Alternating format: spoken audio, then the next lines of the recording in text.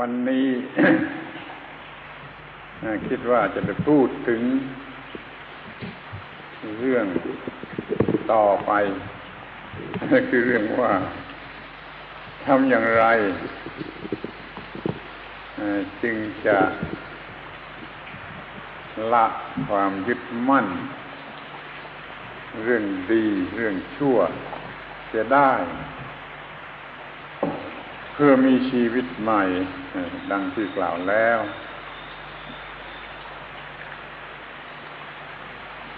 Today we'll speak about the next matter, the next thing, which is how to abandon attachment to the good and the evil in order to have or realize a new life, as was described yesterday.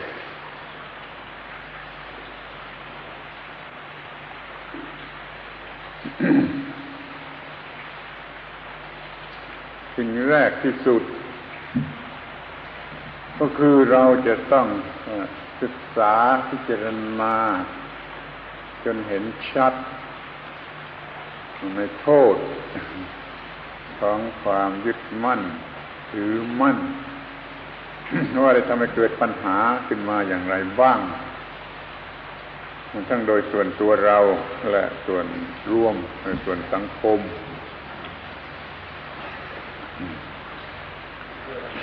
We have to study, observe, and examine the penalty or pain of attachment. This needs to be seen both within ourselves as individuals and within society.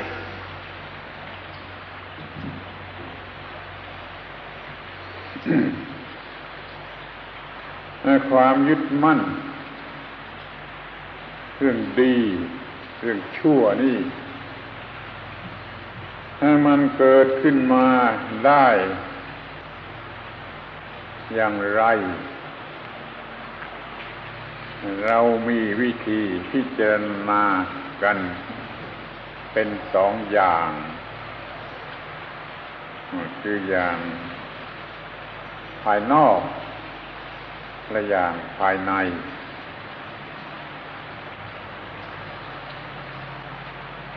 It's necessary to examine how attachment arises, to note the cause of the arising of attachment. We have two ways of studying this. The first way is externally, and the second way is internally, within.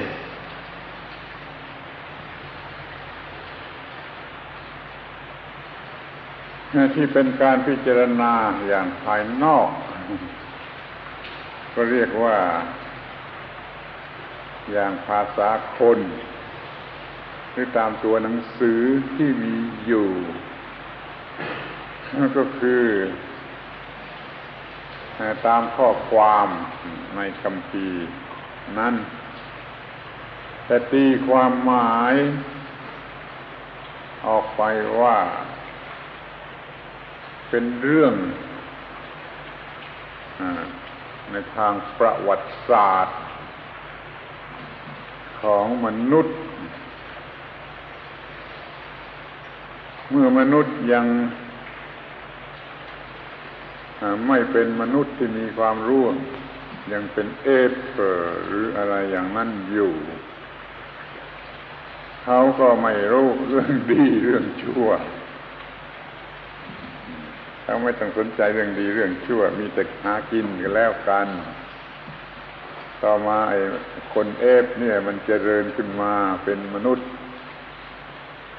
มากขึ้นจนมีความรู้จักคิดนึกจนสังเกตเห็นว่ามันมีดีมีชั่วแล้วก็ยึดมั่นถือมั่นเรื่องดีเรื่องชั่วนี่เรียกว่าไอ้ความยึดมั่นดีชั่วนี่มันเกิดขึ้นมาใน วิวัฒนาการของมนุษย์เมื่อถึงคราวถึงโอกาส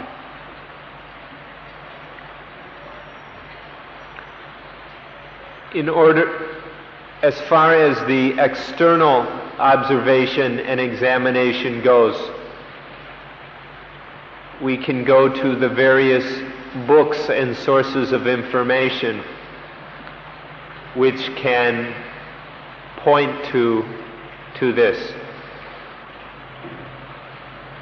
Our main sources are books and information which points out the history of the human species. Back in the early stages of humanity, when there was the being that we call ape man, this ape man didn't know good and evil. But as the ape man evolved and developed into more and more human stages and levels of evolution, at some point the ape man became human enough to know good and evil. And once knowing these, it attached to goodness and evil. When we see it from the external view of the history of human evolution, we can see the cause of attachment to good and evil arising in this way.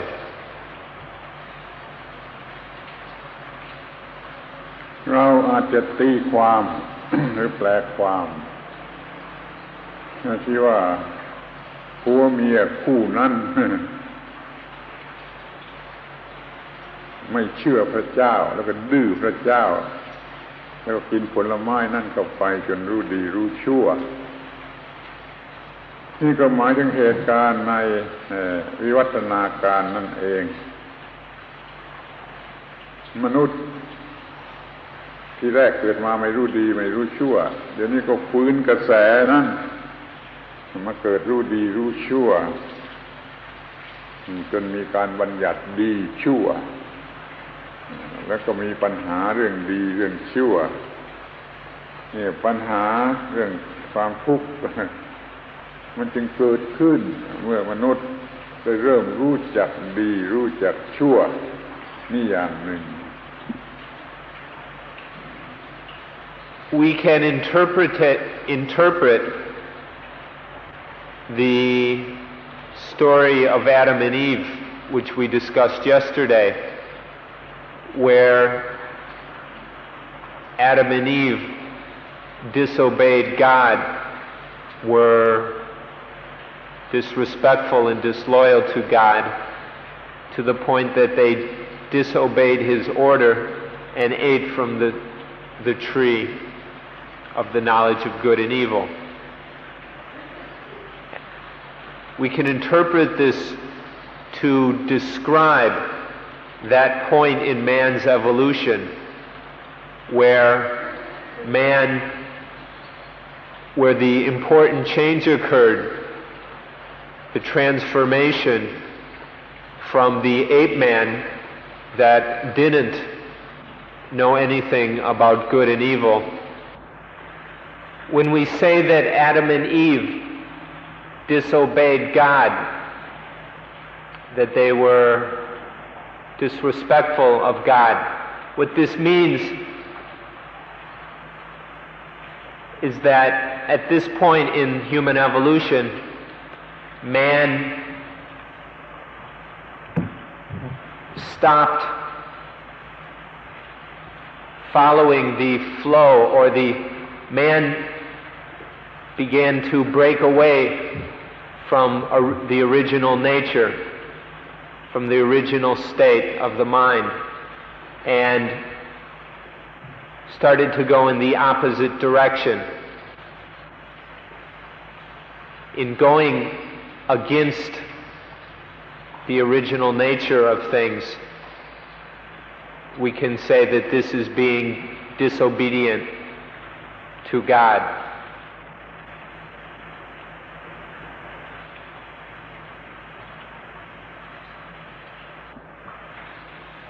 ที่นี่มันมีวิธีตีความหมายinterpret ความหมายอีกวิธีหนึ่งตามแบบของพุทธบริษัทซึ่งเราจะเรียกว่าตีความหมายในแบบภาษาธรรมเมื่อกี้ที่พูดไปนั้นเป็นการตีความหมายแบบภาษาคนเดี๋ยวนี้มีการตีความหมายตามแบบภาษาธรรมซึ่งคงจะเป็นของแปลกสำหรับท่านทั้งหลายเราควรจะทำความเข้าใจว่าการตีความหมายตามแบบภาษาธรรมนั่นคือตีความหมายว่าเด็กทารกอยู่ในท้องแม่เขาไม่มีความรู้เรื่องดีเรื่องชั่วเขาคลอดมาจากท้องแม่แล้วเขาก็ไม่มีความรู้เรื่องดีเรื่องชั่วในตอนแรกๆเขาก็ไม่มีความรู้เรื่องดีเรื่องชั่วต่อมาเมื่อเด็กทารกนั้นมีอายุโตพอสมควรได้ความรู้ได้เกิดความรู้สึกชอบใจไม่ชอบใจเขาก็ถือเอาที่ชอบใจเป็นดีเอาไม่ชอบใจเป็นชั่วแล้วเขาก็ได้รับคำสั่งสอนจากคนที่เลี้ยงเขาบิดามารดาพี่ผู้เลี้ยงเขาพูดจาอยู่ทุกวันจนกระทั่งเขามีความรู้เรื่องความหมายของคำว่าดีว่าชั่วเด็กคนนั้นก็เริ่มมีความยึดมั่นถือมั่นในความดีความชั่วปัญหาก็เริ่มตั้งต้นแก่เด็กคนนั้นและตั้งต้นเรื่อยไปมีปัญหายุ่งยากลำบากเรื่องดีเรื่องชั่วเรื่อยไปจนกว่าเขาจะตายหรือเขาจะเกิดรู้ความจริงเรื่องนี้แล้วเขาละจะได้เนี่ยก็จึงจะพ้นจากข้อผูกพันความยึดมั่นเรื่องดีเรื่องชั่วถ้าเป็นอย่างนี้เป็นการตีความหมายแบบภาษาธรรมตามวิธีของพุทธบริษัทซึ่งท่านทั้งหลายก็ควรจะทราบไว้ด้วย The method of interpretation that we just used was one kind, and there is another kind or method of interpretation which we can use to interpret the same story. This first interpretation was in people language, the common, everyday, conventional language of relative truth that most people use. However, for Buddhists, there is another kind of language that is quite different than people language, and we call this Dhamma language, the language of ultimate truth, of reality. We need to understand the difference between these two languages in order to penetrate to a deeper understanding of things. So when we interpret this story in terms of Dhamma language, we get a much more profound meaning. The infant, the unborn child in its mother's womb has no knowledge of good and evil. When it is born, when the child is newly born, it has no knowledge of good and evil. But as it grows, as it comes into contact with the various objects of the senses, as its parents take care of it and raise it, feed it, clothe it. As people begin talking to it, in all this activity, in the socialization that begins to take place, the infant is taught the meaning of the words good and evil. When it is first born, it has no knowledge of good and evil. But as it grows, it is raised in such a way that it develops the knowledge of the meaning of good and evil. And as this knowledge is begun, then there is attachment to good and evil. This attachment grows and further develops, becomes more ingrained, and becomes more habitual as the child grows into adulthood and on into old age. This attachment to good and evil will continue until death, unless somewhere along the line the necessary knowledge for abandoning this attachment arises. Attachment either continues until death or until there is the right understanding that helps or that leads to the abandonment of attachment to good and evil. This is how we interpret this in the language of Dhamma.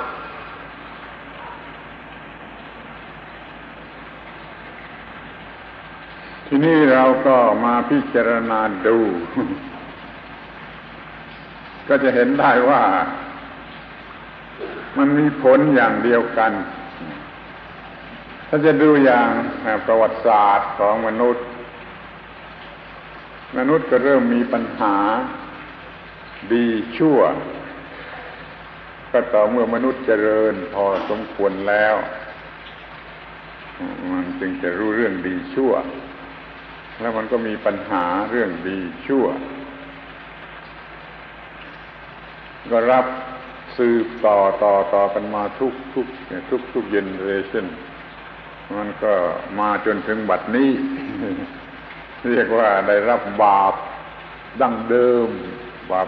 อริจินัลซึ่งติดมาจนถึงทุกวันนี้ถ้าท่านมองเห็นอย่างนี้ก็ได้เรียกว่ามองในแง่ของวัตถุแต่ชาวพุทธอยากจะมองลึกกว่านั้นคือมองว่าเด็กทารกไม่มีความรู้เรื่องดีเรื่องชั่วคลอดออกมาแล้วก็ยังไม่รู้ต้องมาสัมผัสโลกหรือสิ่งแวดล้อมเนี่ยโดยทางตาทางหูทางจมูกทางลิ้นทางกายทางใจนี่จนรู้ความหมายของสิ่งเหล่านั้นอะไรเป็นที่ถูกใจก็เกิดความรู้สึกว่าน่ารักน่าพอใจหรือที่จะเป็นความรู้สึกว่าดีอะไรไม่ถูกใจก็มีความหมายไม่น่ารักไม่น่าพอใจซึ่งเป็นที่ตั้งของความหมายว่าชั่วนี่จะเรียกว่าเราตั้งต้นกันที่นี่ก็ได้ตามหลักพุทธศาสนาพอใจที่จะถือหลักการตั้งต้นกันที่นี่ แต่ถึงอย่างไรมันก็ไม่ค้านกันไม่คัดค้านกันมันลงกันได้ในข้อที่ว่าไอ้ปัญหามันตั้งต้นเมื่อรู้จักดีรู้จักชั่วแล้วก็ยึดมั่นถือมั่นเรื่องดีเรื่องชั่วเราจะเป็นลูกหลานของอาดัมอีฟได้รับมรดกไอ้บาปนั่นมาหรือไม่ก็ตามแต่ถ้าว่าได้เกิดมาตามธรรมชาติอย่างนี้แล้วเด็กทารกก็จะเริ่มรู้จักยึดมั่นถือมั่นดีชั่วในโอกาสหนึ่งเป็นแน่นอนแล้วปัญหาก็ตั้งต้น เขาให้พิจารณา In either method of interpretation, the result is the same. Attachment and the problems that arise from attachment. If we wish to interpret this biblical passage from the point of view of human history, that's fine. And see that at this one point in human evolution, at that stage, man began to know good and evil. These words began to have the meaning of good and evil, and there was attachment to these meanings, the meaning of good and the meaning of evil. This original sin was then handed down from generation to generation until this very day. This original sin of attachment to good and evil has been our inheritance through all the generations until today. We can interpret this passage in these terms. Or we can look at it as a Buddhist would. As a Buddhist, we want to see it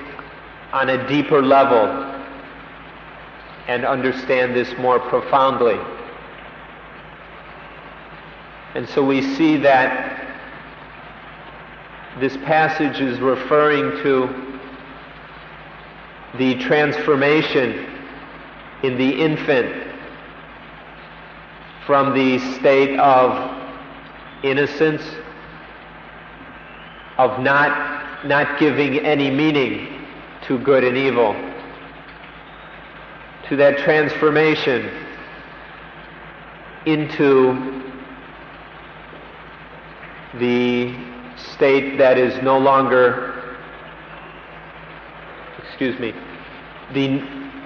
when the infant is born naturally, this process happens naturally. This transformation naturally takes place, which results in the growing of the meaning of the words good and evil, and then attaching to these meanings. And then through that attachment, there is dukkha and all the various problems. We can use either interpretation. They don't disagree with each other. There is no contradiction or conflict. But we prefer the second interpretation because it is deeper and more profound. We don't have to see that, we don't have to think in terms of some original sin that is inherited through the generations, but we can see the original sin as it happens in the evolution of each human being.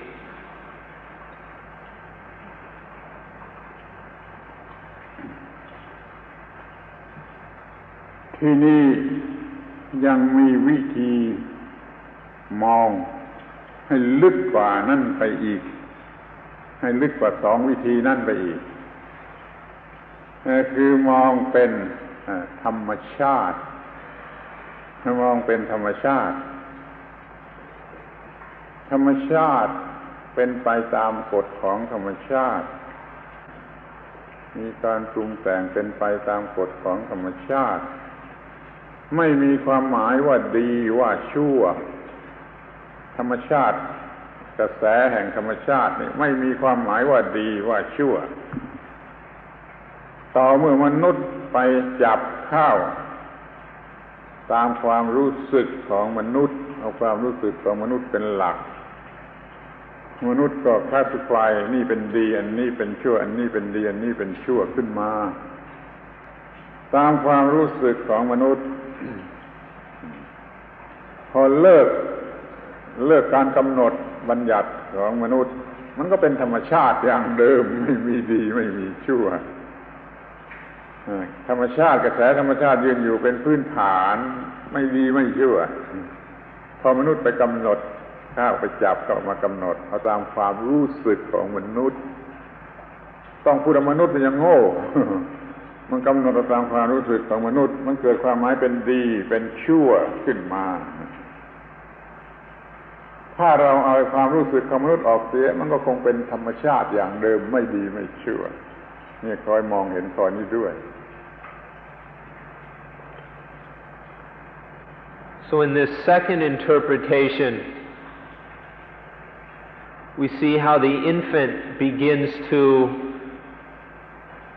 take certain experiences as pleasant and satisfying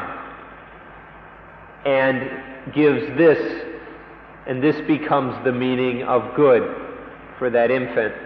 And other experiences are taken as unpleasant and dissatisfying. And this becomes the meaning of evil. And so through this,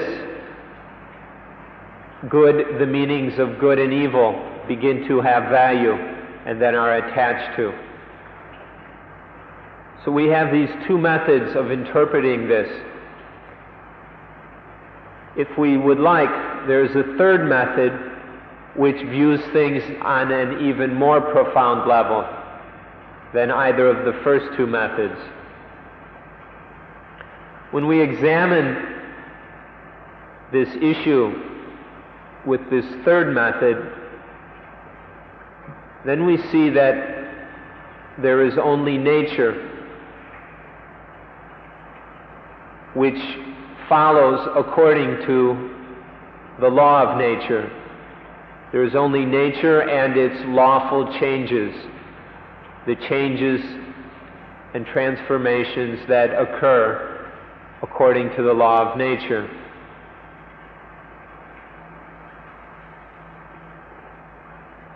Man, through his ignorance and stupidity, takes his own feelings, these judgments of pleasant and unpleasant, satisfying and unsatisfying, takes these feelings as the standard. Through this ignorance and this judging, good and evil begin to have meaning to the ignorant mind. As soon as man stops taking these feelings and judging things according to them, then all that is left is that original nature. The original nature hasn't gone anywhere. It's always been there. But through these petty conventions of man's, whereby we judge according to our own feelings, according to these limitations, the original nature is obscured. But as soon as we stop that, the original nature is realized again, and there is no attachment to good and evil. This is a more profound way of viewing this issue.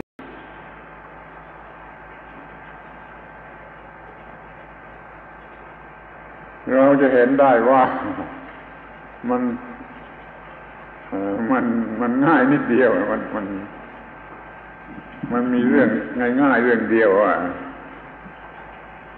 มันตั้งต้นที่ธรรมชาติที่เป็นไปตามธรรมชาติไม่มีดีไม่มีชั่วแล้วมนุษย์ก็ไปเกี่ยวข้องบัญญัติอย่างนั้นดีอย่างนี้ชั่วอย่างนั้นดีอย่างนี้ชั่วไปพักหนึ่งตามความโง่ของมนุษย์แล้วในที่สุดมันก็กลับไปสู่ธรรมชาติคือไม่ดีไม่ชั่วนั่นอีกจึงจะหมดปัญหา พูดสั้นๆว่ามันมีตามธรรมชาติไม่ดีไม่ชั่วแล้วมาบ้ากันพักหนึ่งดีชั่วแล้วหายบ้าแล้วก็กลับไปสู่ธรรมชาติไม่มีดีไม่มีชั่วนั้นคุณจะเรียกว่า ชีวิตใหม่หรือชีวิตเก่าก็ตามใจถ้าพูดตามหลักธรรมชาติแล้วมันไม่ใช่ชีวิตใหม่อะไรนะมันกลับไปสู่ชีวิตเก่าแต่โดยเหตุที่คุณไม่เคยรู้เรื่องนี้แปลกใหม่ๆก็เห็นเป็นชีวิตใหม่อาตมาก็เลยพูดว่าชีวิตใหม่เพื่อให้เข้ากันกับสถานการณ์อันนี้ว่าเป็นชีวิตใหม่แต่ถ้าดูให้ดีมันจะยิ่งเก่าที่สุดเก่ามาตั้งแต่ไม่รู้เมื่อไรเป็นอีเทอร์นิตี้ฝ่ายเก่าฝ่ายอดีตไม่มีดีไม่มีชั่วนะไม่มีปัญหาพอมีดีมีชั่วก็มีปัญหาก็เลิกดีเลิกชั่วแล้วก็หมดปัญหาเนี่ยใจความสำคัญอยู่ที่ตรงนี้ This is really a very simple matter. It's just a matter of nature. Nature proceeding along according to the law of nature. Nature in its original state. And there is man following and in agreement with this original nature. But then at one point man goes crazy, becomes insane, and comes up with these crazy ideas of good and evil and attaches to them. But as soon as man gives up this insanity and returns to the original nature, then it's all back to the way it always was. It's a very simple matter. It's just this insanity of man's and the return to sanity.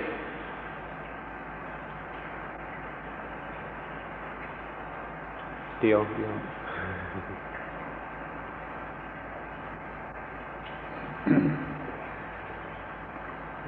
ทีนี้ก็จะดูถึงความหมายหรือคุณค่าของ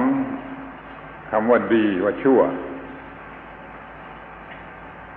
อย่างที่กล่าวมาแล้วว่ามันมีแต่ธรรมชาติเป็นไปธรรมชาติเป็นไปตามกฎอิทัปปัจจยตาเช่นว่ามันมีความร้อนมันมีน้ำมันมีไอน้ำมันมีฝนมันมีเมฆมันมีฝนมันตกลงมามันทำให้เปียกแฉะไปหมดทำนาทำไร่ก็ได้ทำอะไรก็ได้ธรรมชาติทำหน้าที่ตามธรรมชาติอย่างนั้นไม่มีดีไม่มีชั่วไม่มีความหมายอะไรแต่เมื่อมนุษย์ได้รับประโยชน์ในส่วนใดก็บัญญัติส่วนนั้นว่าดีตามมนุษย์พวกนั้นมนุษย์พวกอื่นหรือสัตว์พวกอื่นไม่ชอบก็ได้เช่นพวกที่ชอบฝนตกว่าทำนาทำไร่ได้มันก็ว่าดีพวกที่ไม่ต้องการจะทำมันก็ว่าไม่ดีนี่คำว่าดีหรือไม่ดีมันเกิดมาจากคุณค่าที่มนุษย์ได้รับแล้วพอใจหรือไม่พอใจ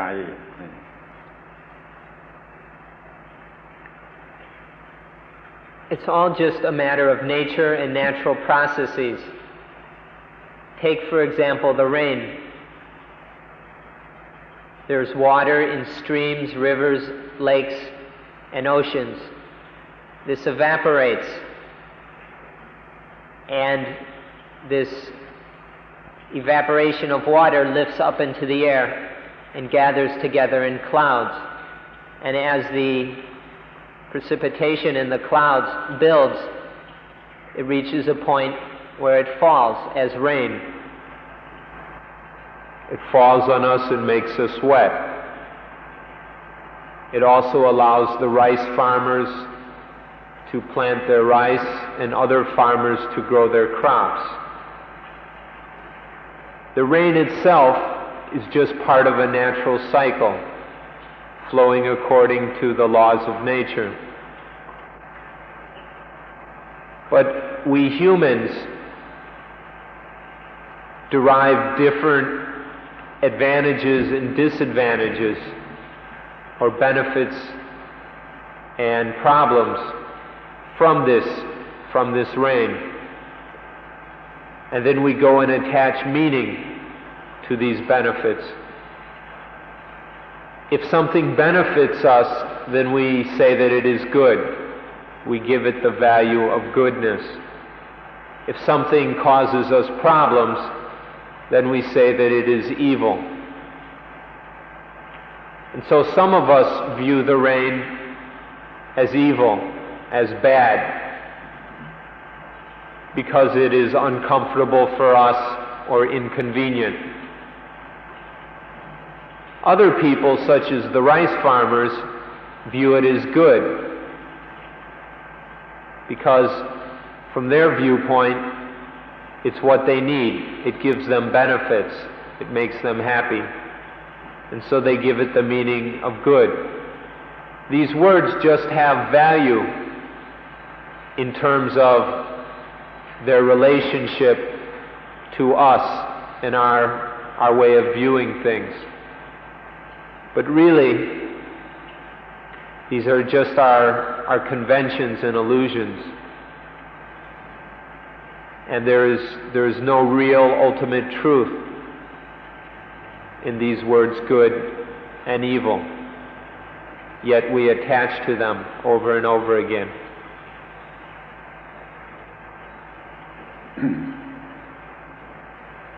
ทีนี้ก็ดูให้ลึกเข้ามา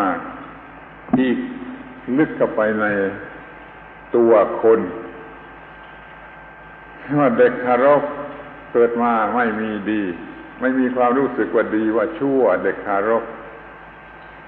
แต่ว่าเด็กทารกโตขึ้นเด็กทารกก็มีความรู้สึกต่อสิ่งที่เข้ามากระทบทางตาทางหูทางจมูกทางลิ้นทางกายทางใจ6ทางนี่ที่อะไรเวลาไหนเรื่องอะไรมันถูกใจคือมันอร่อยมันก็ชอบมันยินดีถ้าไม่อร่อยและไม่ยินร้ายมันไม่พอใจมันก็ยินร้ายมันก็เกิดเป็นชอบและไม่ชอบมันเกิด discriminate เป็นสองฝ่ายอย่างตรงกันข้ามทั้งที่สิ่งที่เข้ามาทางตาทางหูทางจมูกทางลิ้นทางกายทางใจนั้นเป็นตามธรรมชาติเป็นดีไม่ชั่วแต่ก็มาทำให้เกิดความรู้สึกเป็นชอบและไม่ชอบเด็กทารกนั่นก็เริ่มถือเอาฝ่ายที่ชอบนั้นว่าดีฝ่ายที่ไม่ชอบนั่นน่ะว่าชั่วความคิดว่าดีว่าชั่วมันก็ตั้งต้นเริ่มขึ้นมาในจิตใจของเด็กทารกนั้นเรียกว่ามันรู้จักดีรู้จักชั่วแล้วมันก็มีปัญหาที่จะเอาแต่ที่มันชอบคือดีแล้วก็ไม่ชอบไอ้ที่มันไม่ชอบมันเกลียดก็ว่ามันชั่วมันก็มีกับปัญหาที่ต้องต่อสู้ซึ่งกันและกันนี่เรียกว่าปัญหาตั้งต้นปัญหาใหม่ตั้งต้นตามความโง่ของมนุษย์ที่ไป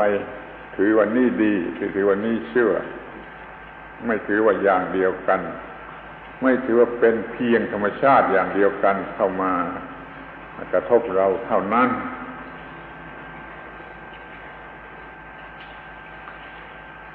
If we wish to go deeper into the human mind, then we can look at it in this way. There's the infant that knows nothing of good and evil. But as its life carries on naturally, it meets up with various sense objects through the sense apparatus of the eyes, the ears, the nose, the tongue, the body, and the mind. With these sense experiences, this infant that lacks knowledge will always be reacting to these experiences There will be certain experiences which it finds joyful, pleasant, happy. With this satisfaction, with the pleasure and enjoyment of these experiences, the infant begins to discriminate and distinguish these as good,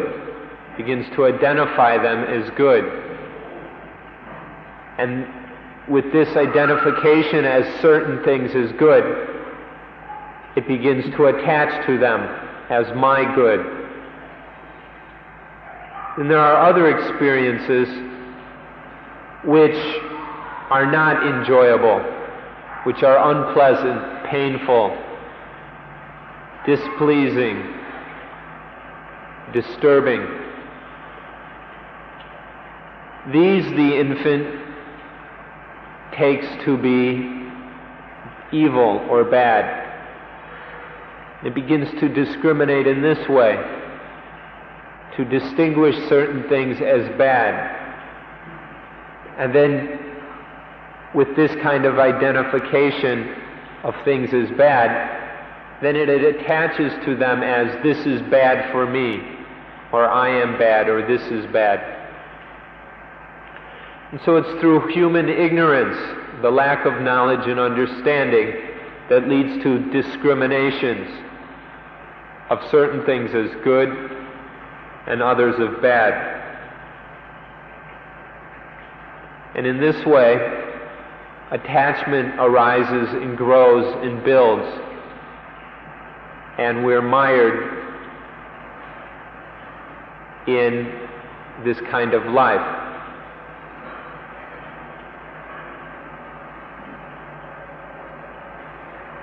ที่กล่าวมาแล้วนั้นเป็นเรื่องส่วนบุคคลแต่ละคนที่นี่ก็มาถึงเรื่องของสังคมหลายคนรวมกันเป็นสังคมถ้าสังคมนั้นมันชอบสิ่งนี้เป็นที่พอใจ มันก็เรียกว่าดีสังคมนั้นมันไม่ชอบสิ่งนี้หรือเ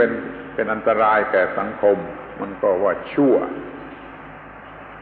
แม้แต่สังคมก็มีการยึดถือร่วมกันรวมกันตรงกันด้วยว่าชั่วว่าดีต่อมาก็มีคำบัญญัติเรื่องนี้ในทางศาสนาว่าบุญว่าบาปว่าบุญว่าบาปแล้วก็มีเรื่องบุญเรื่องบาปซึ่งเป็นของบัญญัติclassify เท่านั้นเองตามความรู้สึกของมนุษย์มันก็มีบุญมีบาปขึ้นมาแล้วก็มีปัญหาเรื่องบุญเรื่องบาปเกิดขึ้นมาจนกว่าเราจะเลิกไอ้ความยึดถือเรื่องดีเรื่องชั่วจะได้เรื่องบุญเรื่องบาปจึงจะหายไปนี่ความจริงส่วนสังคม So that was looking at it in terms of the individual.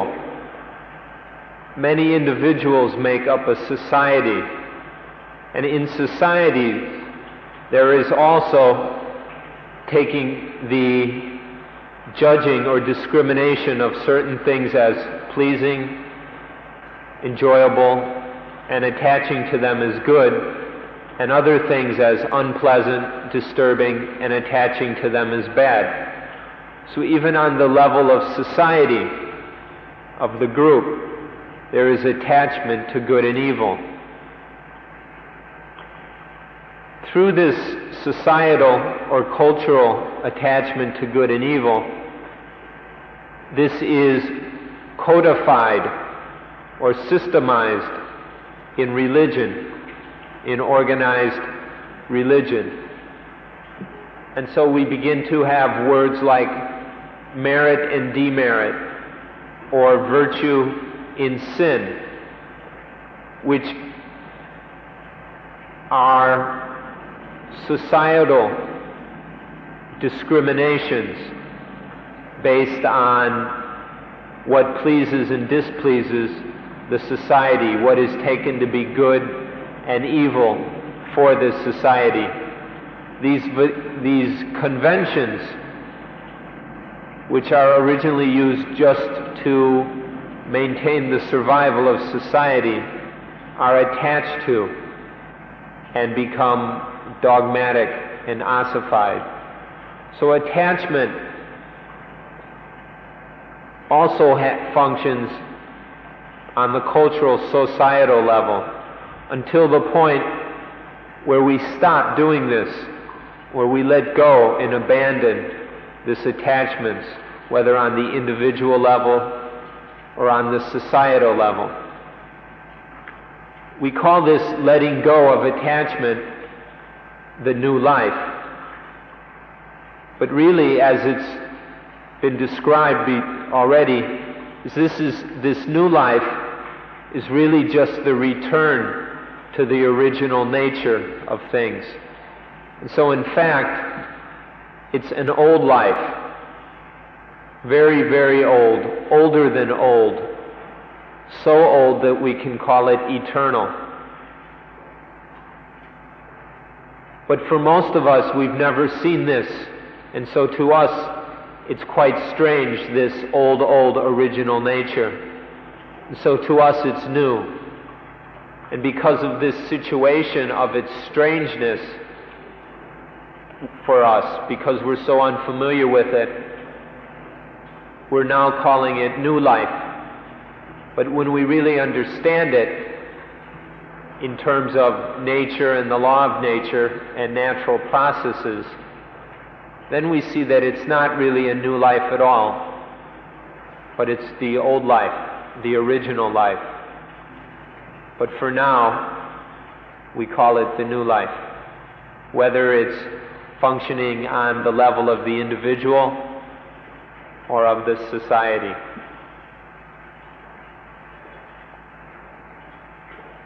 ทีนี้ความหมายของคำว่าดีหรือชั่วเนี่ยมันขยายกว้างออกไปถึงสิ่งที่เป็นอุปกรณ์ที่จะทำให้เขาได้สิ่งที่เรียกว่าดีหรือชั่วอุปกรณ์ที่จะทำให้เขาได้สิ่งที่เขาเรียกว่าดีก็พลอยถูกจัดเป็นของดีถ้ามันเป็นอุปกรณ์ที่ทำให้ได้สิ่งที่เขาไม่ชอบก็ถูกจัดเป็นของชั่วไปด้วยความดีของมันความหมายความดีจึงขยายลงมาถึงอุปกรณ์ที่จะให้เกิดความรู้สึกว่าดีว่าชั่วนั้นด้วยก็เลยมีของดีของชั่วในชั้นอุปกรณ์หรือถ้ามองดูต่อไปข้างบนคือเป็นผลที่จะตามมามันเป็นผลดีหรือผลร้ายมันก็แล้วแต่ว่ามันจะมาให้เขาชอบหรือไม่ชอบนั้นผลที่จะตามมาข้างหน้าก็พลอยถูกจัดว่าดีว่าชั่วไปด้วยเรียกว่าเหตุที่อยู่ข้างหลังก็พลอยถูกจัดเป็นเหตุดีเหตุชั่วไปด้วยผลที่จะมาข้างหน้าก็กลายเป็นผลดีผลชั่วไปด้วยนี่เรียกว่าความหมายของคำว่าดีหรือชั่วนั้นได้ขยายตัวกว้างออกไปเป็นขั้นๆThe meaning of good and evil expands and spreads. There at first is this attachment or identification of things as good, as the good. But then the tools and mechanisms by which we strive for the good, by which we obtain the good, these tools become good. We attach to them as well. And then through the attachment to evil, the tools and mechanisms which bring about evil, which lead to evil, these are attached to as evil. So besides the original discrimination and attachment to good and the evil, then there are the tools of good and the tools of evil. And in this way, the meaning of good and evil expands. And it continues to expand. That results in the future. Things that happen in the future are also distinguished as good or evil, depending on our discriminations and judgments of how these things affect us. And the causes in the past are also discriminated as good and evil. And so we go through past causes and future results and the present mechanisms, and we distinguish them as good and evil, attached to them. And in this way, the problem of good and evil expands, takes up more space, and causes greater problems.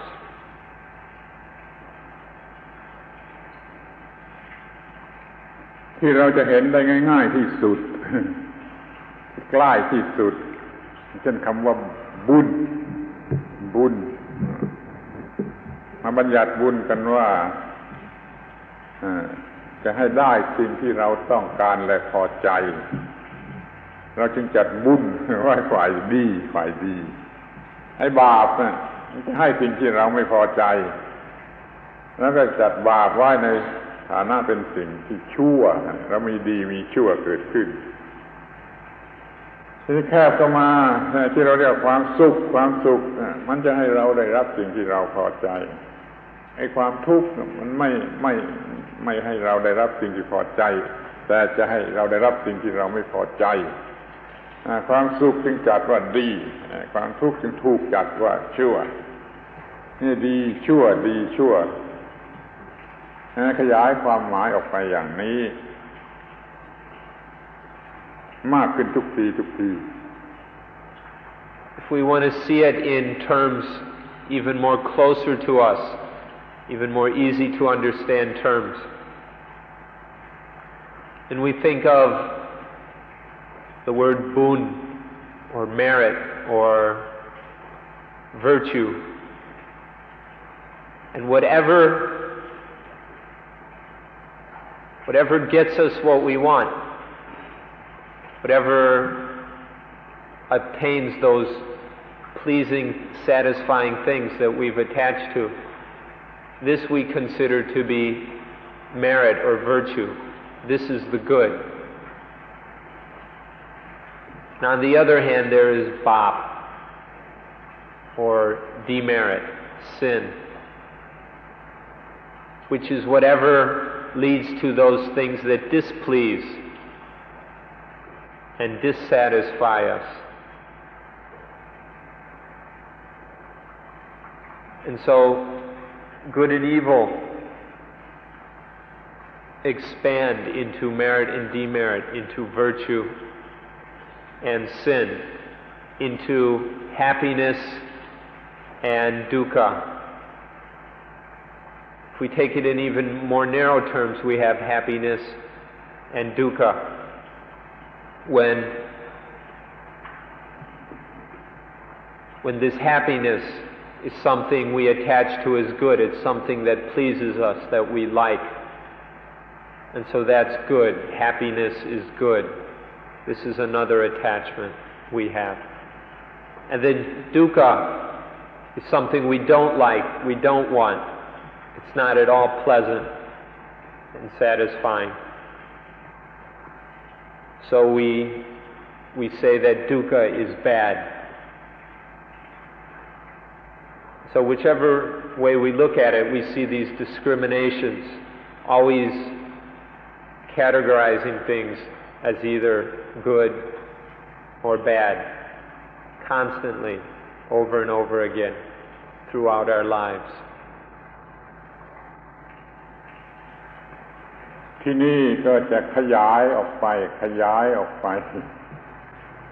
ตามที่ท่านทั้งหลายรู้จักมันดีเช่นว่าเราได้กำไรไอ้กำไรนั้นมันก็ทำให้เราได้สิ่งที่เราเรียกว่าดีหรือเราต้องการ แล้วก็จัดกำไรการได้กำไรว่าดีที่นี่ฝ่ายนั้นขาดทุนมันไม่ให้เราได้สิ่งที่เราต้องการและยังทำให้เราลำบากด้วยเราจึงจัดการขาดทุนไว้ฝ่ายชั่วอีกทีหนึ่งว่าเราได้เปรียบเขาได้เปรียบทำให้เราได้สิ่งที่เราต้องการแล้วก็จัดให้ได้เปรียบนั้นว่าดีเสียเปรียบเนี่ยมันทำให้เราไม่ได้สิ่งที่เราต้องการแล้วก็จัดให้เสียเปรียบว่าชั่วหรือว่าชนะถ้าเราชนะไปหมดเราก็ได้สิ่งที่เราต้องการแล้วก็จัดไอ้การชนะนั้นว่าดีถ้าเราแพ้เราก็ไม่ได้สิ่งที่เราต้องการแล้วก็จัดไอ้แพ้นี่ว่าชั่วนี่ออกไปเป็นคู่อย่างนี้เป็นความหมายของคำว่าดีว่าชั่วที่ขยายออกไป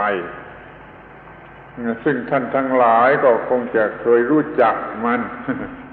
แต่แล้วไม่รู้จักมันถึงที่สุดว่ามันเกิดมาจากอะไรดีชั่วมากลายเป็นว่าได้กำไรหรือขาดทุนเสียเปรียบหรือได้เปรียบว่าแพ้หรือชนะอีกเป็นหลายคู่อีกหลายคู่ที่เป็นความหมายที่ขยายออกไปของคำว่าดีว่าชั่วSo good and evil keep expanding in meaning, including all sorts of situations and possibilities. Like, let's take one that is something you'll all be familiar with, which is very, very important in the world we come from.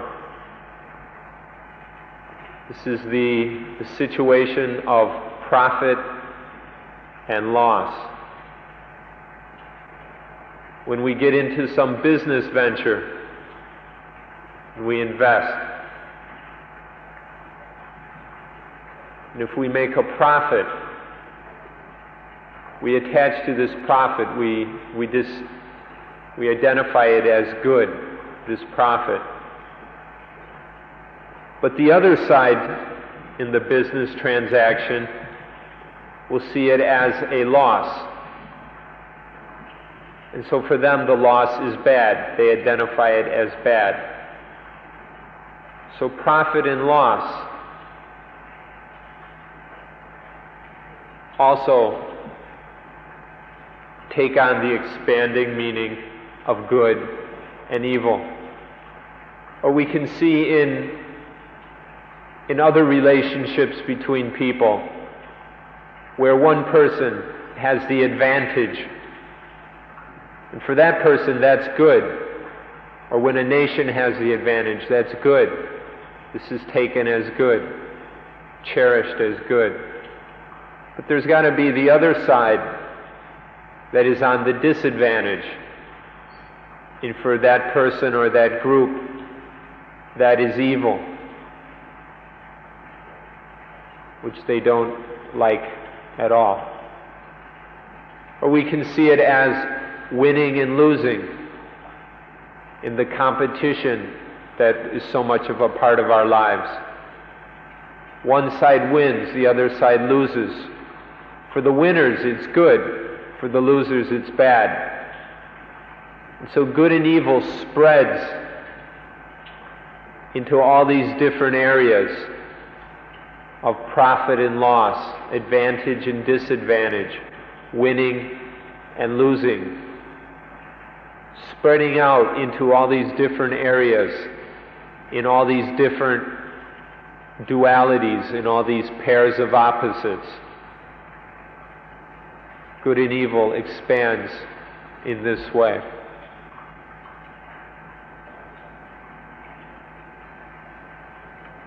นี่ท่านทั้งหลายจะต้องสังเกตให้เห็นสิ่งที่เป็นคู่ตรงกันข้าม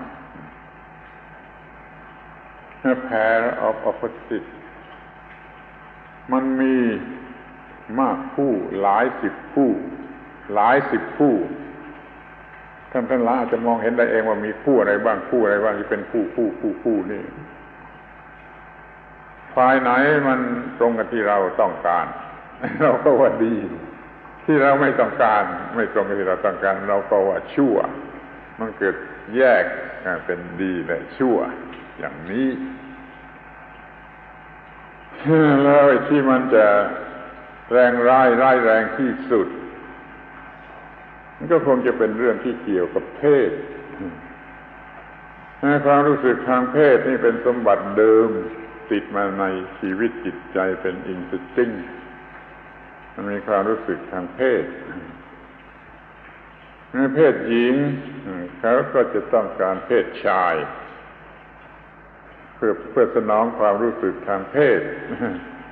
เขาก็เห็นเพศชายเป็นดี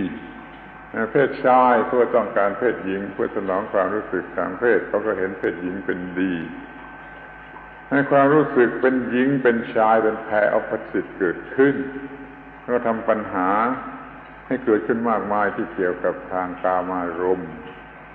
ทำเป็นปัญหาใหญ่โตลุกลามเป็นปัญหาของสังคมเป็นปัญหาของโลกก็ได้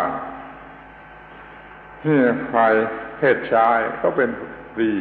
ของฝ่ายเพศหญิงที่ไม่ใช่เพศชายก็ไม่ดีสำหรับเพศหญิงเพศหญิงก็มีเพศชายเป็นฝ่ายดีที่ไม่ใช่เพศชายก็ไม่ดีไม่ถูกจัดว่าดีนี่เป็นอันปัญหาที่รบกวนมากที่สุดสำหรับมนุษย์เราคือแพร์ออปโพสิตเกี่ยวกับเพศเพราะว่ามันเป็นอุปกรณ์ให้ได้ความรู้สึกที่เราเรียกว่าดีที่สุดตามแบบของคนธรรมดาสามัญคือเรื่องเพศเรื่องกามารมณ์แล้วขอให้มีความเข้าใจคู่ดีชั่วคู่นี้ให้ดีเป็นพิเศษ Now these different pairs of opposites that we've discussed, you've had knowledge of these already, but obviously you haven't understood them completely. These pairs of opposites are things that we genuinely need to understand and to see as fully as possible. They're always causing all sorts of problems through this attachment to good and to evil. So we need to look at these different opposites and see what is at work. The most powerful of these pairs of opposites, which has such a profound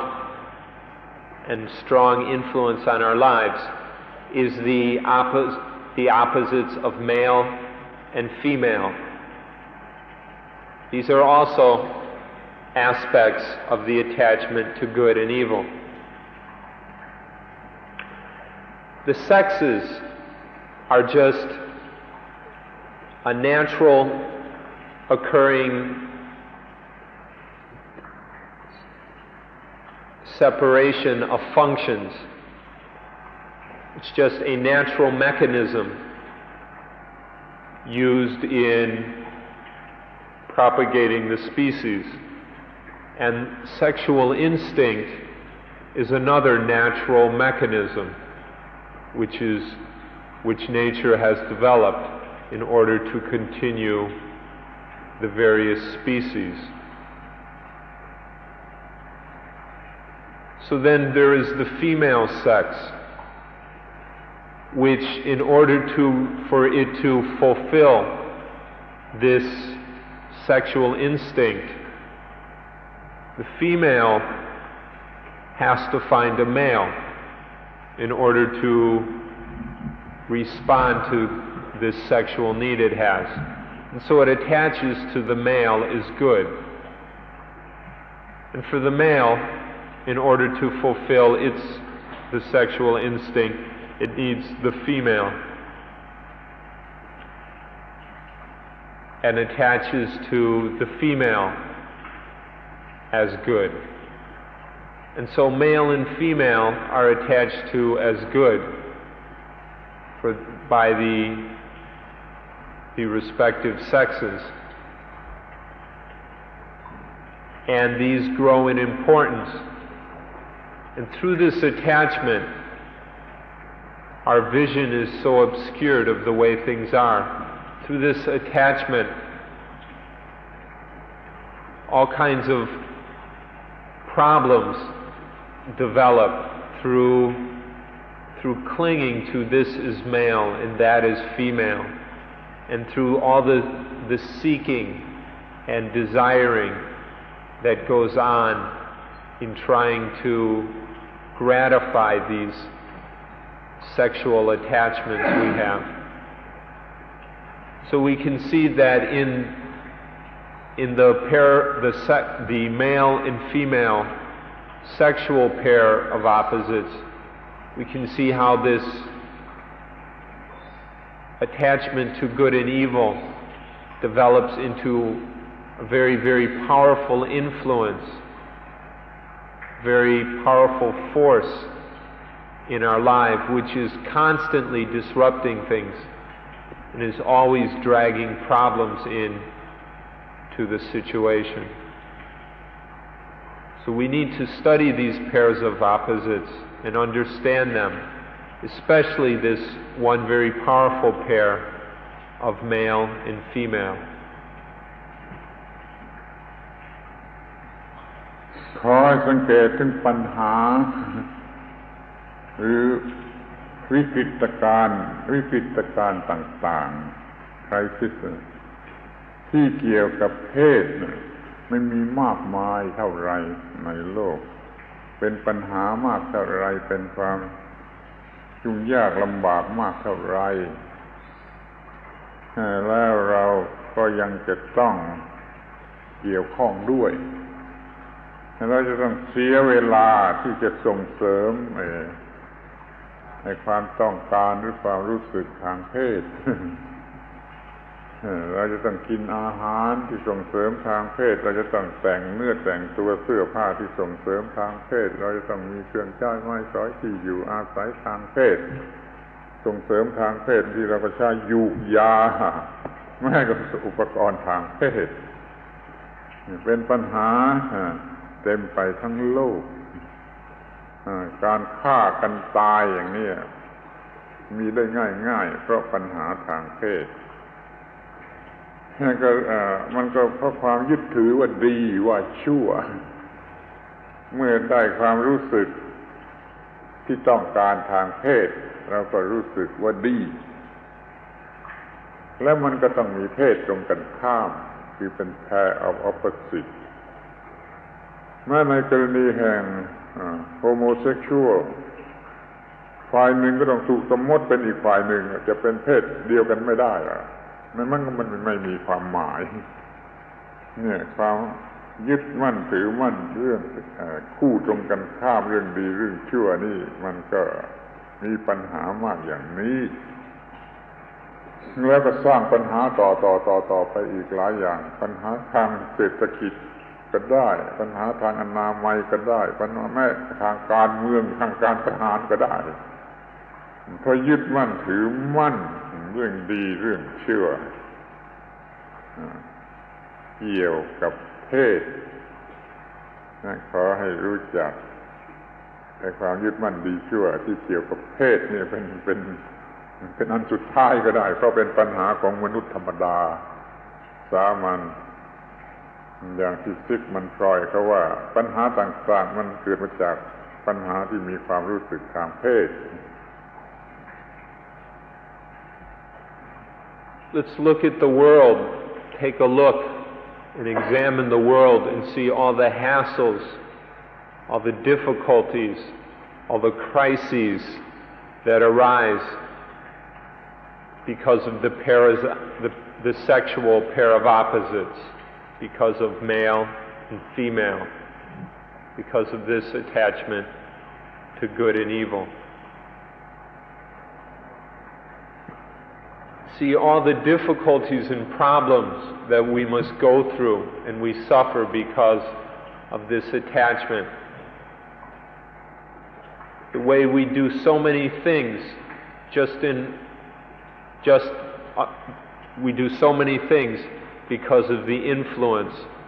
of these pairs of opposites, of maleness and femaleness. The way we dress, all the problems we go to in finding clothes or jewelry or arranging our hair, trimming our beards, painting our faces,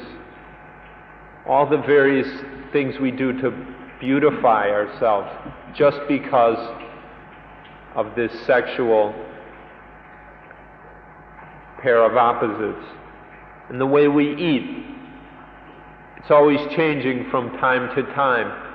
the ideal way a person should look. And so we've always got this problem of eating in a way to achieve that ideal which is expected to catch the opposite sex. And the jobs we do, and the way we make our living, and the way we behave, the way we talk and walk,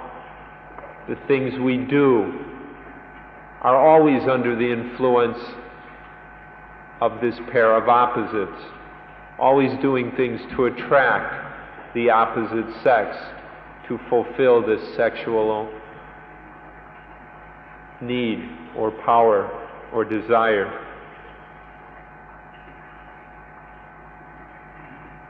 Even in homosexuals,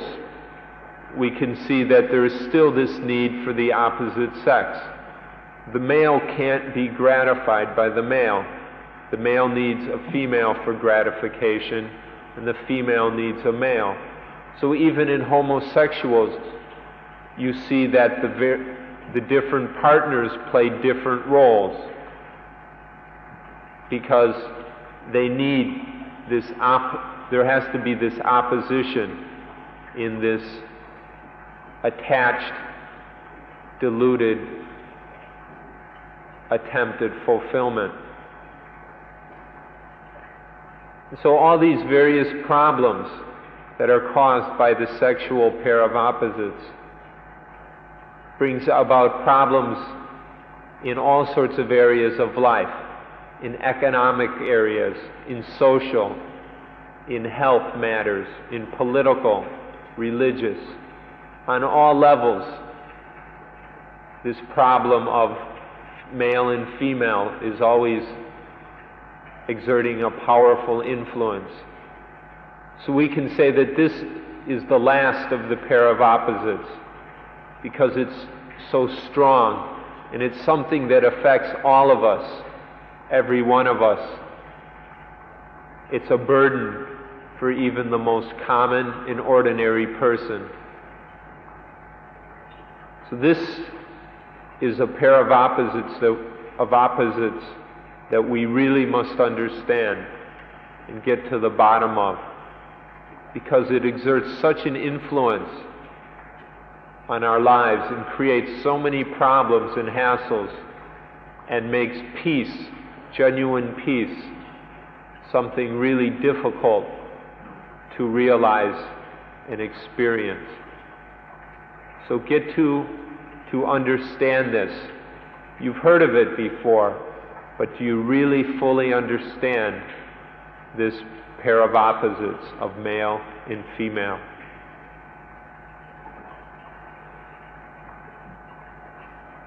ท่านจะสังเกต เห็นได้แล้วว่า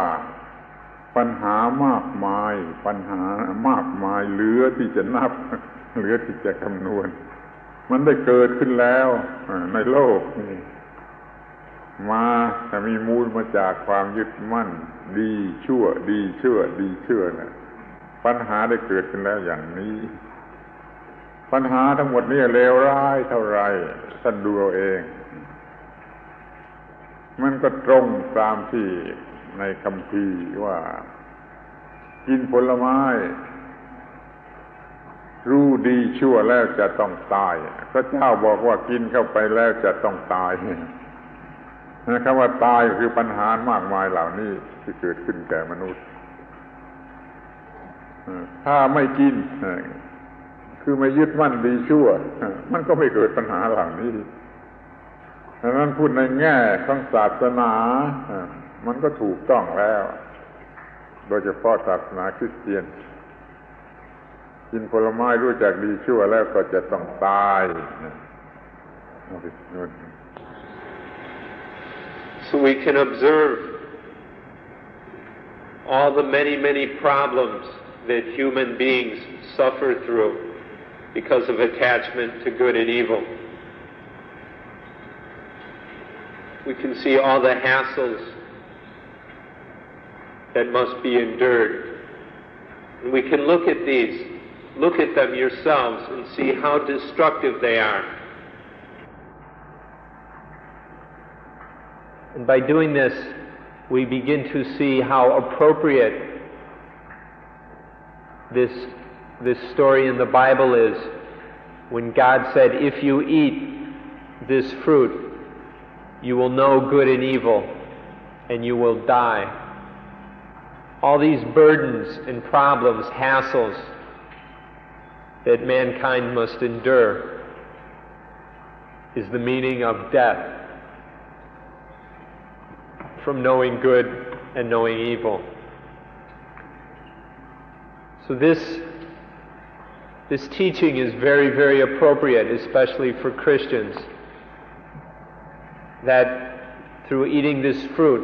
man comes to know good and evil, and through that knowledge comes death,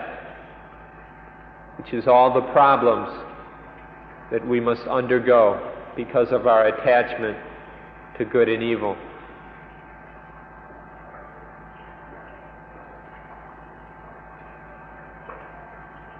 เมื่อดูทางศาสนา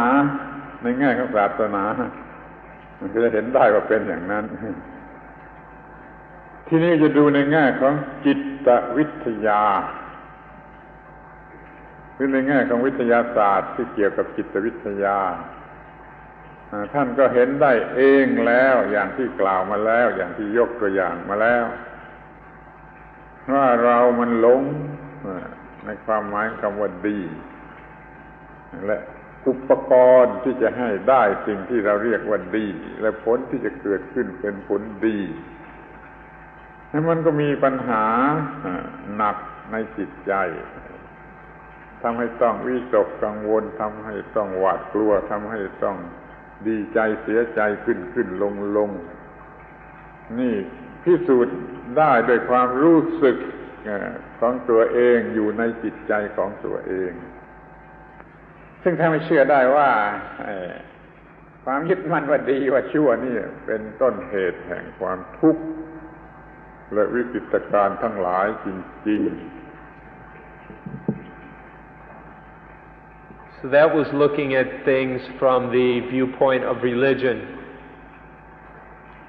Now we can examine it from the view of psychology, that is, the science of the mind. We can see how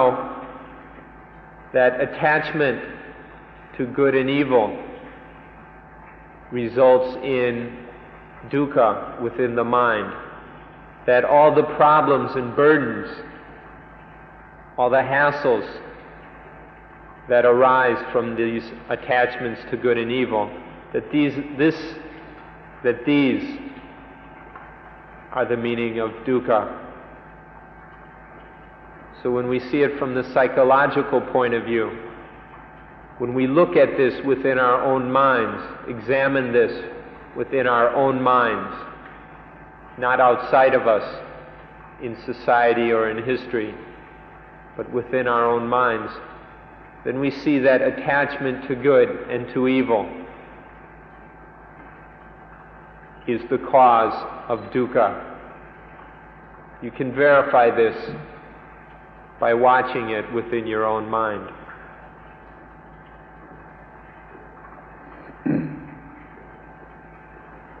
ท่านจะเห็นได้เองต่อไปอีกว่ามันต้องอาศัยความโง่หรือว่าเราต้องโง่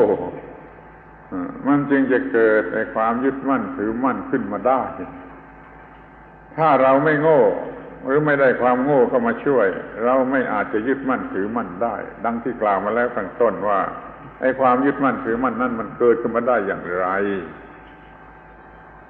เราไม่รู้จักธรรมชาติตามที่เป็นจริงว่ามันปรุงแต่งอย่างนั้นแล้วเกิดผลอย่างนั้นปรุงแต่งอย่างนั้นแล้วผลอย่างนั้นเราไม่มองอย่างนั้นเรามองว่าอะไรถูกใจเราก็กล้าเอายึดถือเอามันก็เลยมีความหมายแยกกันเป็นที่ว่าเราชอบหรือเราไม่ชอบอะไรทำให้เราโง่หรือว่าโง่โดยไม่รู้สึกตัวเนี่ยต้องมองให้ดีๆว่าเป็นความโง่ที่ไม่รู้สึกตัวที่จะไปยึดมั่นดียึดมั่นชั่วนะต้องโง่โดยไม่รู้สึกตัวถ้ารู้สึกตัวมันก็ไม่โง่ถ้ามันรู้สึกตัวแต่แล้วนี่ถ้าเราทำวิปัสสนาสำเร็จทำวิปัสสนาสำเร็จเราก็หายโง่ในเรื่องนี้เราก็จะไม่ยึดมั่นถือมั่นดีชั่วนั้นทางออกก็คือทำวิปัสสนาให้สำเร็จหรือจะพูดให้ถูกกว่านั้นก็คือว่าเราหายโง่คำวิปัสสนาเราเห็นแจ้งชัดตามที่เป็นจริงเห็นแจ้งชัดตามที่เป็นจริงวิปัสสนาแปลว่าเห็นแจ้งชัดตามที่เป็นจริงเราก็จะไม่คลาสสิฟายดีหรือชั่วเราเห็นเป็นเพียงกระแสแห่งอิทัปปัจจยตาถ้าวันนี้ถูกใจเราอย่าไปหลงโง่ว่าดี แล้วก็มันเช่นนั่นเองอันนี้ไม่ถูกใจเราก็อย่าไปหลงโกรธมันเกลียดมันก็มันเช่นนั่นเองมันก็มีอีควิลิเบรียมไล่ทั้งเชื่อและทั้งดีนี่หนทางออกมาจากปัญหายึดมั่นถือมั่น If we observe attachment, we'll see that it happens dependent on stupidity or ignorance. It is only because of not understanding, because of foolishness, because we're stupid, that all this happens.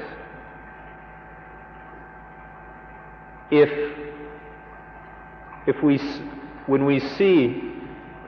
that this is just a process of conditioning, then there would be no problems.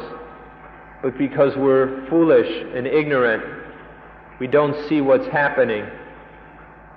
And so instead of being aware and open to and wise about the conditions that are taking place,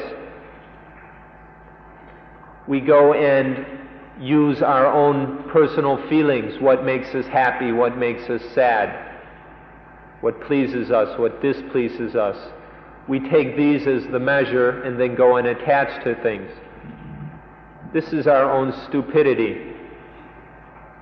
Attachment only arises when it is helped and supported by ignorance.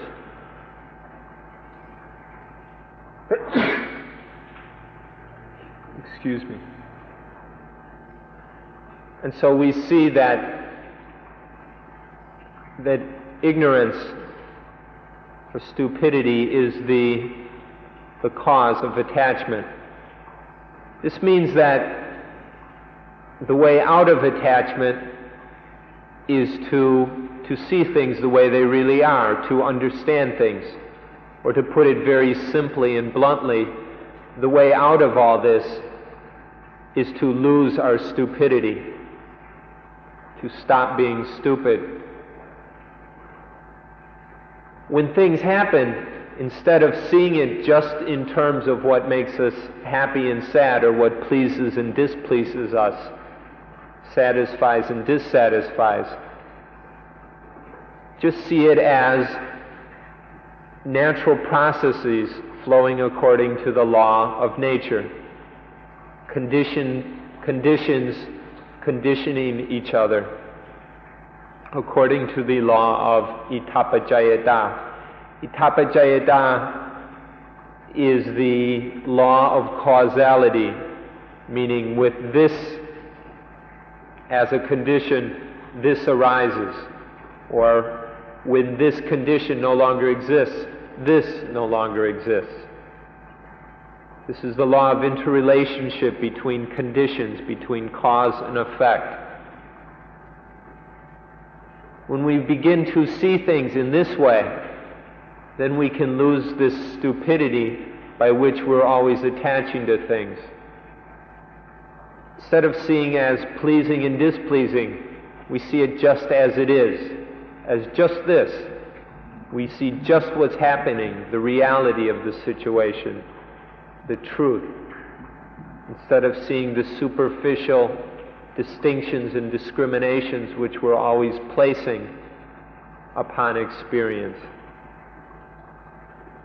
So to see profoundly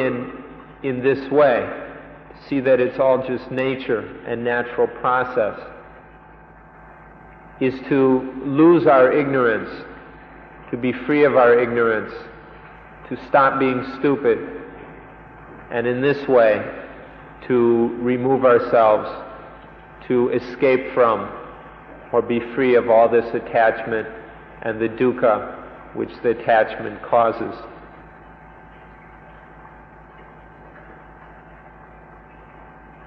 สรุปความให้สั้นที่สุด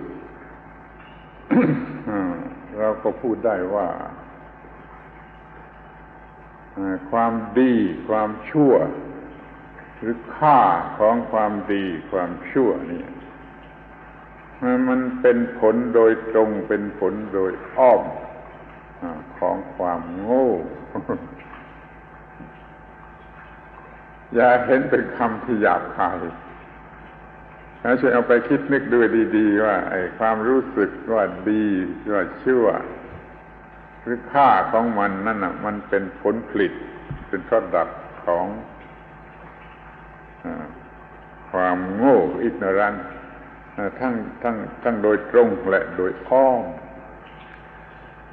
ถ้าเรามองเห็นความจริงข้อนี้ เราจะไม่มีความยึดมั่นถือมั่น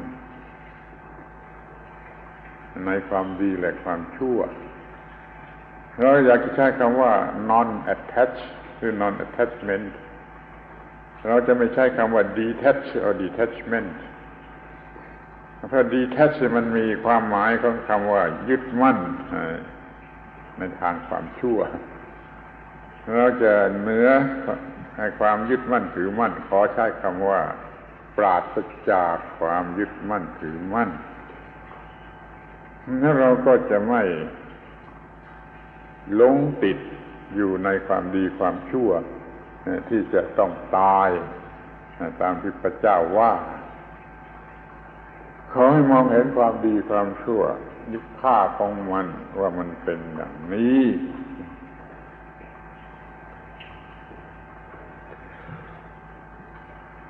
We can see that good and evil and the value and meaning of good and evil are results of ignorance. One is the direct result of ignorance, and the other is the indirect result of ignorance. Through ignorant attaching, these things take value directly for one and indirectly for the other.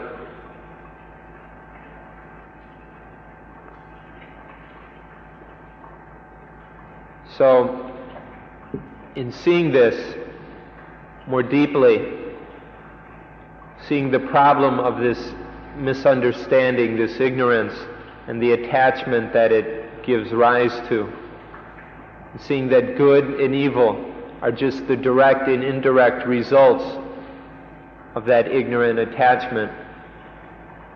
then we begin to see the value of what we call non-attachment. You have to really see how attachment works, how good and evil take their meaning from attachment, to be able to really understand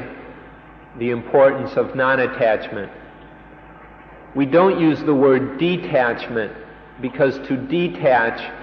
is just to attach to the evil. Detachment is just a clinging and grasping at the evil. So instead of detachment, we talk about non-attachment, being without attachment, being free of attachment to either good or evil. So we don't feel that detachment is the proper way, but non-attachment, this is the middle way.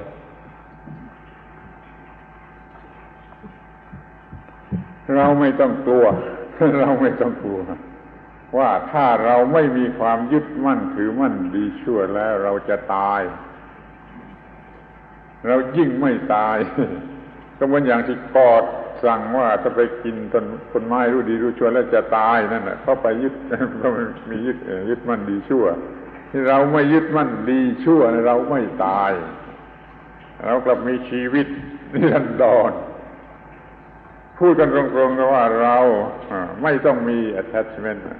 เราทำงานได้ทุกอย่างเราทำได้ดีด้วยเพราะจิตมันปกติจิตเป็นอิสระเราจะหาเงินก็ได้โดยไม่ต้อง attachment เราจะมีเงินก็ได้เราจะใช้เงินก็ได้เราจะให้เพื่อนก็ได้เราทำได้ทุกอย่างโดยไม่ต้องมี attachment แต่มีสติสัมปชัญญะที่จะไม่ attachment และมีสติปัญญาที่รู้ว่าทำอย่างไรก็ทำไปโดยไม่ต้องมี attachment ข้อปฏิบัติที่จะออกมาเสียจากบาปอันนี้ We don't have to be afraid. We don't have to be scared that non-attachment, that without attachment to good and evil we will die. God said that through knowing good and evil we die. So non-attachment isn't death. Non-attachment is to live in such a way that it's beyond death. And we can say that it's life everlasting or eternal life. So there's no need to be afraid of non-attachment.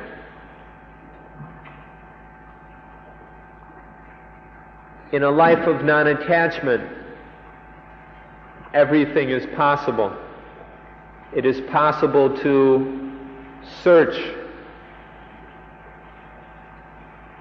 to look for money. It is possible to have money and to use it.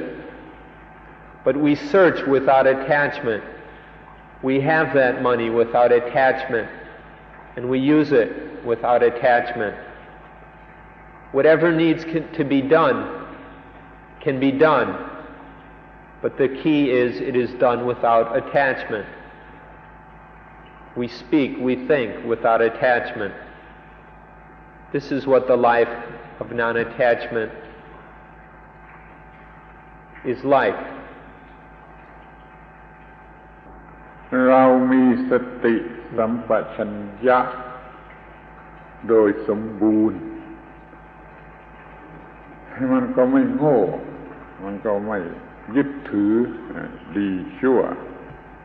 เราทำงานด้วยสติสัมปชัญญะเราก็มีเราจำเป็นจะใช้คำว่าเราแต่มันไม่มีเรา เราก็มีแต่สองอย่างคือร่างกายกับจิตใจไม่มีสิ่งที่เรียกว่าเซลฟ์ไม่มีถ้าเรายึดมั่นในความหมายของดีของชั่วมันจะมีสิ่งคือเซลฟ์เข้ามามันกลายเป็นสามเรื่องไอ้เซลฟ์เนี่ยจะทำให้เกิดปัญหาและเป็นทุกข์เดี๋ยวนี้เอาออกไปเสียมีแต่ร่างกายสำหรับจิตใจอยู่ได้แล้วก็มีจิตใจสำหรับคิดนึกได้แล้วรู้ว่าอะไรเป็นอะไรอะไรเป็นอะไรก็รู้ได้โดยจิตใจยิ่งทำวิปัสสนาเรายิ่งรู้ได้มากเพราะเราก็มีแต่ร่างกายกับจิตใจทำหน้าที่ของเราโดยไม่ต้องยึดมั่นถือมั่น เรามีทางออกอย่างนี้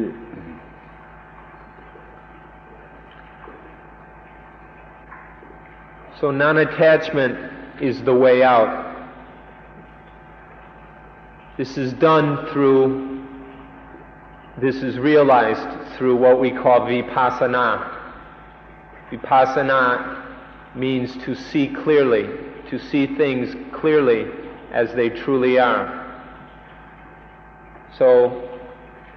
through vipassana, things are understood as they really are, and then our attachment to them begins to fade away.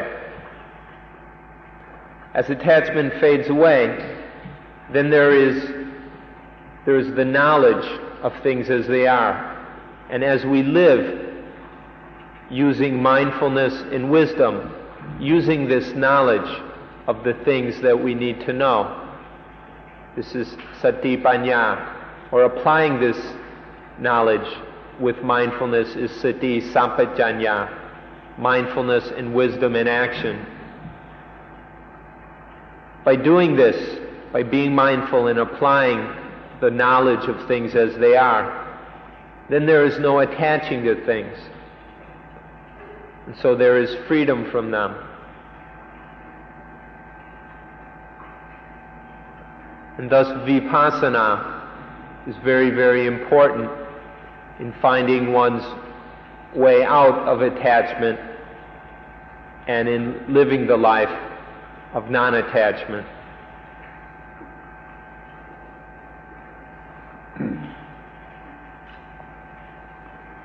เราไม่ต้องเชื่อ ขอโทษครับ เราไม่ต้องเชื่อตามที่เขาพูดกันผิด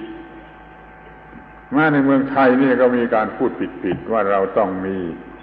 attachment เราจึงจะทำงานได้เราจึงจะหาเงินได้เราจึงจะทำอะไรได้ก็พูดกันอย่างนี้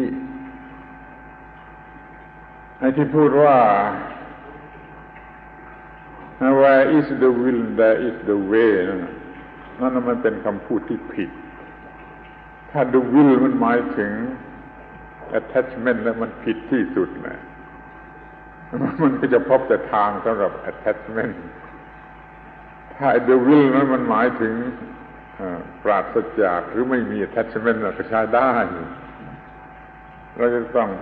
มุ่งปรารถนาต้องการด้วยไม่มี attachment แล้วเราก็จะพบ the way ที่ถูกต้องคือจะทำไปได้โดยที่ไม่ต้องมีความทุกข์หรือมีปัญหาอะไรขอให้แน่ใจว่าเราทำได้ทำทุกอย่างที่ควรจะทำมีความสุขได้โดยไม่ต้องมี attachment ถ้าไป attachment เข้าแล้วมันก็จะเป็นความทุกข์ทั้งนั้นไม่ว่าดีไม่ว่าชั่ว attachment ดีก็เป็นทุกข์อย่างดี attachment ชั่วก็เป็นทุกข์อย่างชั่วอย่ามี attachment ในดีและในชั่วเลยมีชีวิตใหม่กันอย่างนี้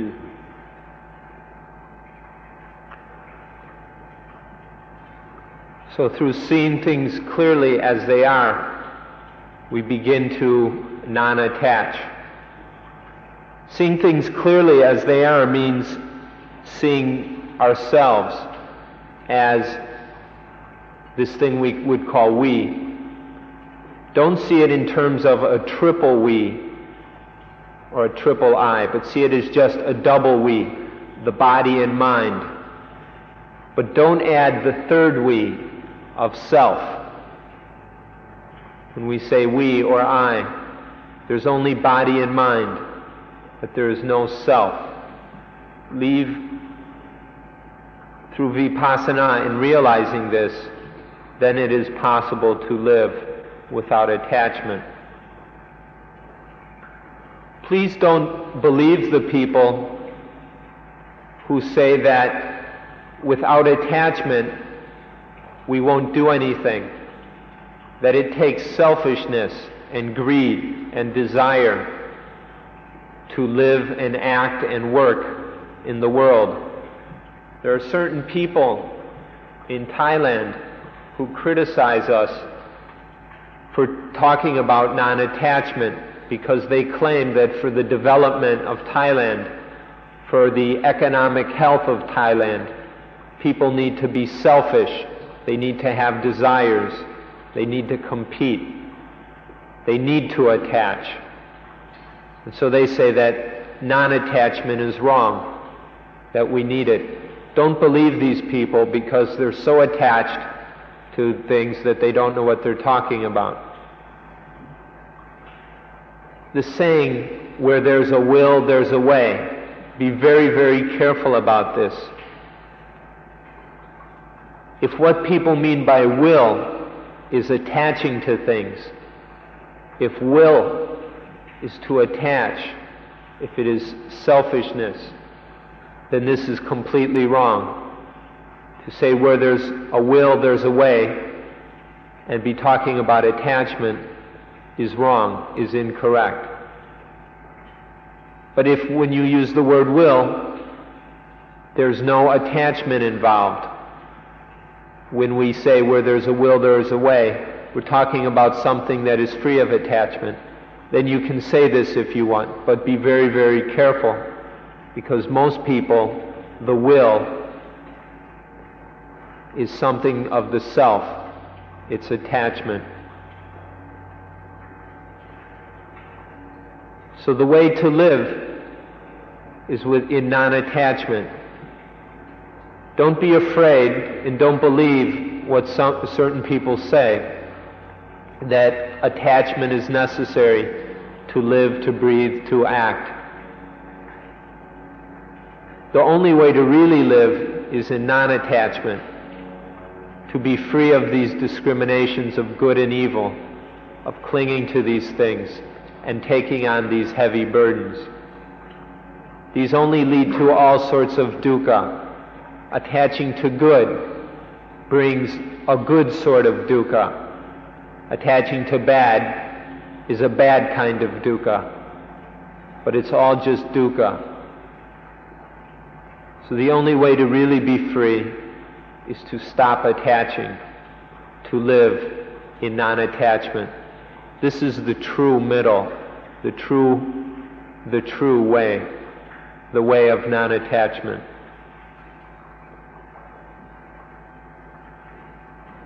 มันมีความลับอยู่อย่างหนึ่งมันเป็นกลไกของจิตถ้ามีความยึดมั่นถือมั่นว่าดีว่าชั่วแล้วมันจะทำให้เกิดความรู้สึกว่ามีตัวเราสำหรับจะดีหรือจะชั่วสำหรับจะมีของดีของชั่วขอให้ฟังดีๆว่าถ้ามันมีความยึดมั่นถือมั่นในดีหรือในชั่วแล้วมันจะเกิดขึ้นมาเองเป็นความรู้สึกที่เป็นเซลฟ์เป็นตัวฉันตัวตนที่จะดีหรือจะชั่วที่จะได้ของดีหรือจะได้ของชั่วมันก็เกิดตัวตนยึดถือตัวตนว่าจะได้ดีหรือได้ชั่วเป็นความยึดมั่นถือมั่นที่สมบูรณ์ที่สุดของความยึดมั่นว่ามีตัวฉันสำหรับจะดีหรือจะได้มีของดีและจะได้เป็นอยู่ดีอะไรดีเหล่านี้ถ้าเรามีสติสัมปชัญญะที่จะไม่ยึดมั่นถือมั่นเพราะเราเห็นอนัตตาอิทัปปัจจยตาอยู่อย่างชัดแจ้งตลอดเวลาไม่ให้เกิดความยึดมั่นว่าดีว่าชั่วหรือว่าตัวตนที่จะมีดีมีชั่วเป็นดีเป็นชั่ว นี่เป็นหัวใจของพุทธศาสนาถ้าท่านผู้ใดชอบคำว่าอาร์ตศิลปะอาร์ตจงได้ถือว่านี่คืออาร์ตvery art ของพุทธศาสนาที่เรามีวิธีมีอุบายมีวิธี ที่จะทำไม่ให้เกิดตัวตนขึ้นมายึดมั่นถือมั่นเราก็เลยไม่มีความทุกข์ไม่มีปัญหาเป็นอาร์ตสำหรับทำไม่ให้เกิดความทุกข์หรือปัญหานี่ถ้าจะให้เป็นวิธีของอาร์ตซึ่งชอบกันมากก็ขอให้ถือเอาอย่างนี้ถ้าจะถือว่าเป็นวิธีของศาสนาก็มีสติสัมปชัญญะไม่ยึดมั่นถือมั่นคือไม่ปล่อยเกิดความยึดมั่นถือมั่นในดีในชั่วก็ไม่มีปัญหาอีกเหมือนกันท่านจะชอบในแง่ของศาสนาหรือจะชอบในแง่ของอาร์ตก็ตามใจก็ตามใจ There's a secret to this attachment business. When there is attachment to something as good, or when there is attachment to the good, then there arises the self that is good, or that has good, that wants good, that will get good, the good. When there is, this is a secret mechanism within the mind, or of the mind. And it works in the same way with evil. When there is attachment to evil, then there arises the self that is evil, or that has evil, that will get evil, that wants evil, or that doesn't want evil. So this is a very important secret of the mind's mechanism, that through attachment there arises the self. And this self, when it is full grown, is this thing which experiences all the problems and hassles and dukkha that we've been talking about. Now when there is mindfulness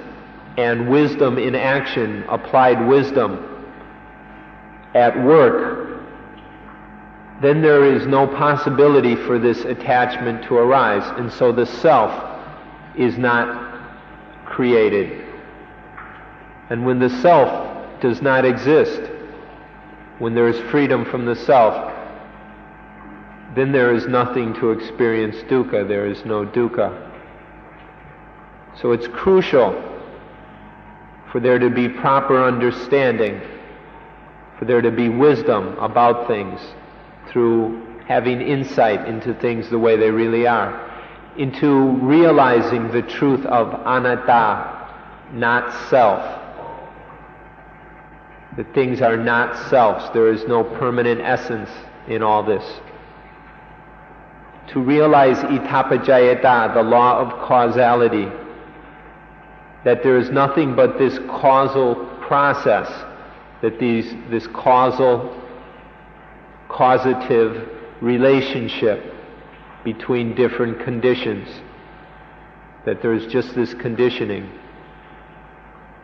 To just see things as they really are in this way, by using mindfulness and applying this knowledge as sampajanya, wisdom in action. This is how to be free of dukkha, how to stop the arising of attachment and the birth of the self. This is how we talk about it in religious terms.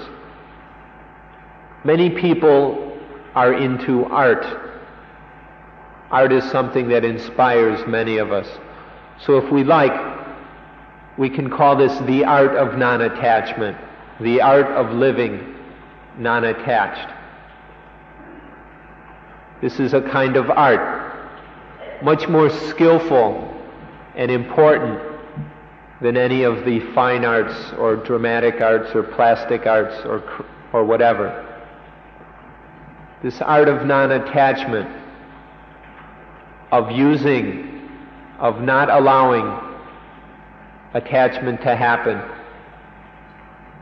In religion's terms, we talk about having mindfulness and wisdom in action governing all that we do, whatever governing, overseeing everything that happens, so that attachment doesn't arise. So you can talk about it in terms of art, if that has meaning for you. Or you can see it from a religious perspective,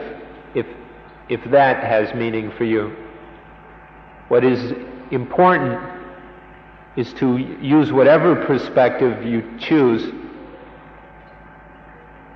in order to be able to be free of this attaching to good and to evil, so that there is that dukkha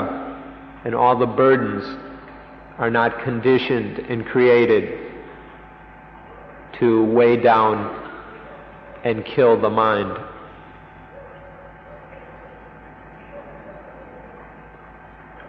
เท่าที่กล่าวมาทั้งหมดนี้ ท่านพอจะเห็นได้แล้วว่าไอ้สิ่งที่เรียกว่าเซลล์หรือตัวตนนั่นแหละมันเป็นแกนกลางเป็นนิวเคลียสเป็นเอ็กซิสของความยึดมั่นถือมั่นถ้ามันไม่มียึดมั่นเป็นตัวตนแล้วมันก็ไม่ยึดมั่นว่าดีว่าชั่วเพราะมันจะยึดมั่นว่าดีว่าชั่วเพื่อเอามาเป็นของตัวตนและตัวตนมันก็เกิดมาจากความยึดมั่นว่าดีว่าชั่วนั้นเราจะต้องทำลายความยึดมั่นถือมั่นว่าตัวตนหรือเซลฟ์เนี่ยเสียจะฆ่าตัวตนเสียให้ไม่มีให้หายไปก่อนแต่ร่างกายนี้ physical body เนี่ยจะตายเลยขอฝากคำง่ายๆสำหรับถือเป็นหลักว่าตายเสียก่อนตาย ตายเสียก่อนตายมีการตายของเซลฟ์ตายทางเมนตัลหรือทางสปิริตชวลก็แล้วแต่จะเรียกไม่ถูกก่อนแต่จะมีการตายทางฟิสิกอลเดทนี่เรียกว่าตายเสียก่อนตาย to die before dying เขาฝากไว้เป็นคำสุดท้ายแล้วก็จบคำบรรยาย So from all that has been said today, you can see that the self is the nucleus of attachment. It's only because of this self that we can attach to things as mine. It's because of the attachment to things that as mine that there is the attachment to the self, to the I. So if we can destroy this self, then we can be free of all this attachment and all the problems, all the clinging, all the grasping, all the burdens, and all the pain. So we need to be free of this self. This is the way out. To realize the truth that in this body and mind there is no self. There is just body and mind, just these natural phenomena. So to put it in very simple, easy to remember, clear terms, we can say this. We can advise you to die before dying. Die before dying. We're talking about two kinds of death. The death of the self and the death of the physical body. We don't know how long this body is going to remain alive. The mind only exists dependent on the body. So long as the body and mind are alive, and so long as we don't do anything to cure our ignorance, then we are burdened with the spiritual problem of dukkha, of attachment, of the self. But if we can kill the self, if the self dies before the physical body dies, that is the realization of peace, of Nibbana. So we end today with the advice, die before dying. Let the self die before the physical body dies. Die before you die. So on this note, we will finish today's talk and ask that today's meeting be closed. Thank you very much.